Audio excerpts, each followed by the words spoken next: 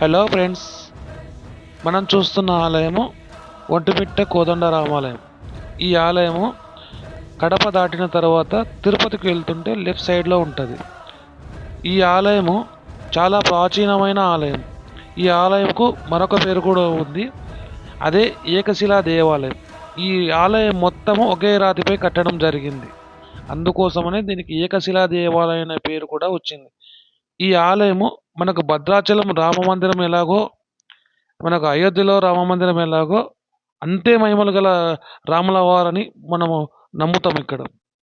So కాబట్టి ఈ ఆలయానికి చాలా మహిమలు ఉన్నాయి కాబట్టి ఖచ్చితంగా జీవితంలో మనం ఒక్కసారైనా దర్శించుకోవాల్సిన దేవాలయం ఏదైనా ఉంది అంటే అందులో ఇది కూడా ఉంటుంది.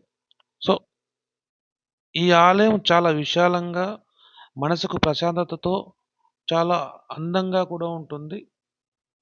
తిరుపతి వెళ్ళే ప్రతి ఒక్కరు ఈ ఆలయంను ఖచ్చితంగా దర్శించుకోండి.